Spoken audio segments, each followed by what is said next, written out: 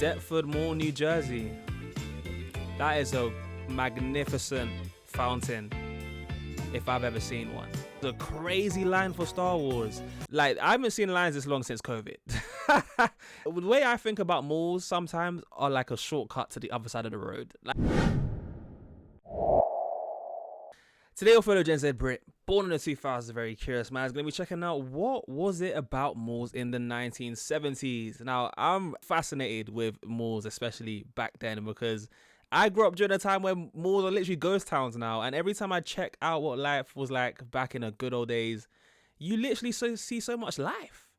So much life in the malls that I really wish I got to experience. Now, I've checked out a little bit of 80s malls. I haven't seen much of 70s. I would love to find out just how different they were. Yeah, I'm really excited to see what's going to be said in this video, as well as how much you guys resonate with this one and whether you guys agree or disagree, because you guys give me that extra in-depth perspective that sometimes these videos miss out. But guys, look, with that being said, let's dive on in.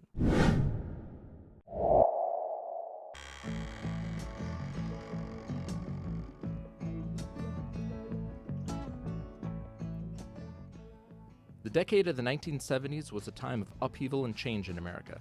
The counterculture movement of the 1960s was ending, while the conspicuous consumption days of the 1980s were still yet to come. The 1970s would see the resignation of a president, the end of the Vietnam War, and vast numbers of people leaving the city for the suburbs. Sorry, like, isn't this that whole Watergate scandal image I'm looking at right here with is it Nixon? I always get him mixed up. Let me just make sure. Yeah. And this picture is so funny to me. You guys let me know if I'm messing up the context behind that picture as well. And you got like the oil crisis thing as well. Were still yet to come. Crazy. The 1970s would see the resignation of a president. He's doing peace signs. Like, what is going? Like, you know, sometimes I feel like a lot of these things are just scripted, man. Like, they just, surely this isn't real. Like, this president's doing peace signs coming out of a helicopter. The end of the Vietnam War and vast numbers of people leaving the city for the suburbs. It was a decade of new technologies, new music, and new fashions. 70s, man. Let's see. Right in the middle of all this change, many Americans would be introduced to a novel retail institution that would change the way we shopped, worked, and spent much of our spare time. Following Americans in their move to the suburbs were massive indoor shopping malls that were beginning to pop up on the outskirts of cities all over the country. Those parking lots are massive. Completed in 1956, Southdale Center in Edina, Minnesota is generally recognized as the first and oldest fully enclosed, climate-controlled shopping mall in the United States. Climate controlled, wow. Southdale's designer, Austrian immigrant... Yeah, so many plants inside of there. Are those real plants or are those fake? They look kind of real though. Look at that, guys. Did you guys have real plants? It's like, do you guys let the trees grow inside? Am I silly? Am I misreading? Because these generally look like they had real plants in there. They were planting stuff. That's different. United States. Southdale's designer, Austrian immigrant Victor Gruen, envisioned the shopping mall as a civic hub where people could come together not just to shop, but to socialize and attend community events. The mall would not only contain stores, but municipal services such as a public library and post office, eventually even adding a medical center, schools, and personal residences. Medical center, schools. What? As we all know, Gruen's original concept of the shopping mall as the new town square didn't exactly evolve as he had imagined. Yeah, right. Over the decades, the initial focus on community and social space gradually shifted towards maximizing retail space and consumer spending. Wow. Isn't that just the moral of it? Like a lot of stories these days, like when things are small and around the initial conception, they always start off usually start off authentic and real, and then they just get absolutely commercialized and just stripped from all of their authentic goods. And that's the world that I grew up in, that we live in today, and we're all being compartmentalized and everybody just in their own world and nobody socialized anymore. But then when you go back to it during these times, yeah, man, you get a little bit more of that life before they sucked it out of the modern. I feel like I'm going on a rant right now, guys. I'm sorry. It's just every time I go back in time, you see the difference, man. Space and consumer spending. Gosh, look at that track, man. That's such a great. What's the name of this one? At Altamonte Mall, Orlando, Florida. That's a nice name.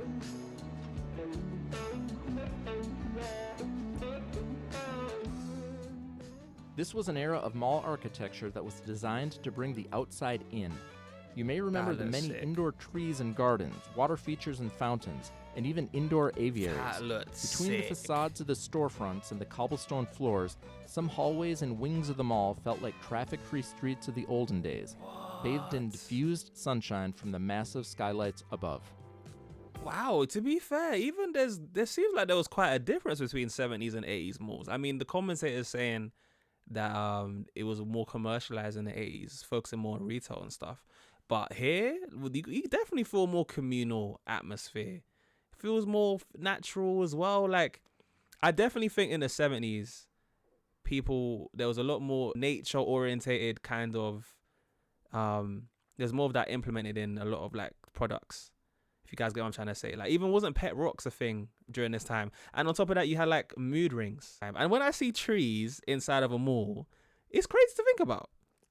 Like, it just looks really cool. I genuinely really wish I got to experience that. This is foreign to me. Mountains and even indoor aviaries. Wild. Between the facades of the storefronts and the cobblestone floors, some hallways and wings of the mall felt like traffic-free streets of the olden days, bathed in diffused sunshine from the massive skylights above. This is surreal. La Jolla Village Square, California. I feel like I definitely pronounced that wrong. La Jolla. Ooh, is that a spiral step right there? That's pretty cool. Is this before escalators? Bell-bottom jeans and that, yeah. Typical fashion fads.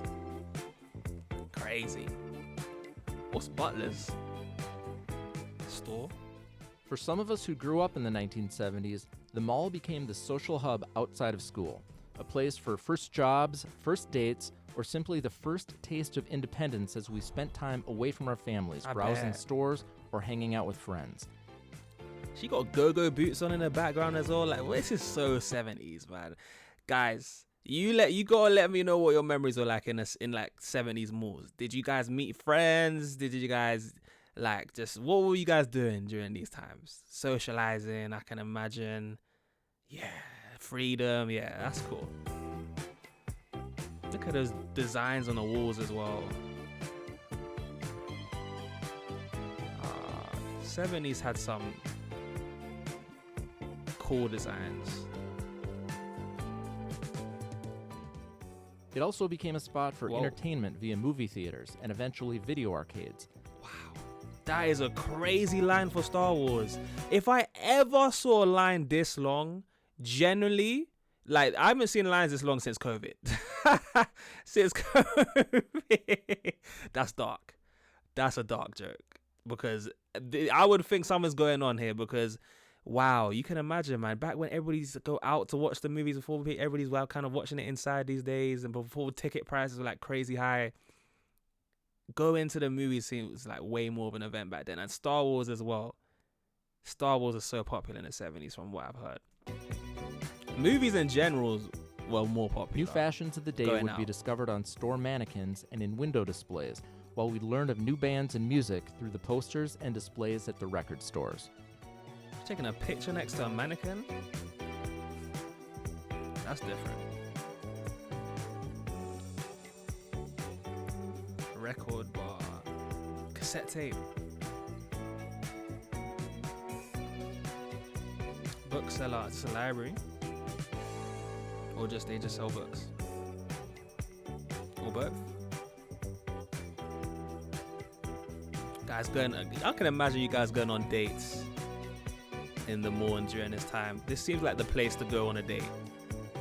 Take them to the movies, take a girl to the movies, have a little stop by the fountain, browse through the library, like get something to eat. Floor sheen.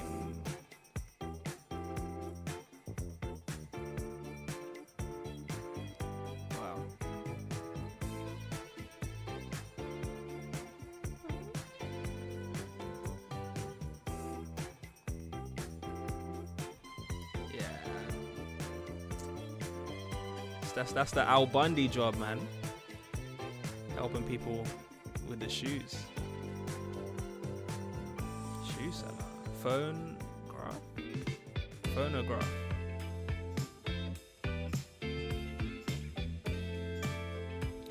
Deptford Mall, New Jersey. That is a magnificent fountain, if I've ever seen one.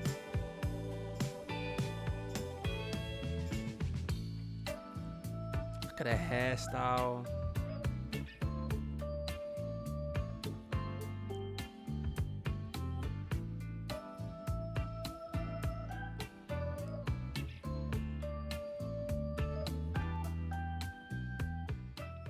Of course, the mall experience of the 1970s wasn't destined to last. The darker woods and earthy tones of the 1970s would soon be replaced by chrome and colorful neon in the 1980s. The brown cobblestone floors would be covered over by shiny new tile work. I can imagine. And then in came the 80s. And those massive red carpeted ramps designed for accessibility between floors, though equally useful for chasing your friends up and down, were eventually taken out and replaced by fancy glass elevators. Oh, elevators. That is cool, yeah. That red ramp thing going on there, that's cool. That's different. Because I'm so used to seeing these escalators and, like you said, elevators or lifts, whatever you want to call them. And were they always red as well? Was that just a thing? That looks so cool. I've never got to walk up to a second floor in a mall. It's always escalators. Taken out and replaced by fancy glass elevators. Oh, I can imagine chasing my friends up and down that if I was in the 70s. I definitely would have been doing that. Yeah. As the 1970s drew to a close, so did the experimental phase of the American shopping mall. Moving forward, they would establish their clear role as the epicenter of consumer culture. Yeah. Indeed, as the 1980s dawned, American shopping malls would enter their golden age. Oh, yeah. I can imagine. And then since there, it was downhill from there, man. Sears, yeah. Throwback. Thanks for joining me in the History Lounge. I invite you to stay with me and keep your time travel journey going. Just click on this next video. Guys, yeah, man, look, the History Lounge always comes through with these these throwbacks, man. But guys, look at this. This is just surreal to me to look at. 70s malls definitely seem like a whole new world to what I'm used to seeing. Guys, man, because look at this, man. I didn't get to experience. I really wish I got to experience that. Guys, like I said, let me know in the comments below what you guys thought about this one, what memories stood out, maybe some bits that you guys felt like should have been included that weren't. I'd love to know in the comments below. Or maybe do you guys think that this isn't a good representation of malls? Let me know. Maybe you guys had it a lot different from what you remember. Guys, if you made this point, comment down a pink heart or hashtag flexer for those guys that don't have emojis. That will let me know who my real ones are who made it to this point in the video. Don't forget to like the video before you head on out as well as subscribe. And if you want to see me check out some more 70s related videos and just some more throwbacks on the past, then I have some videos I'll pop up at the end of this. But as always, guys, I've been your boy JayFlex, and I'll see you wonderful people in the next one.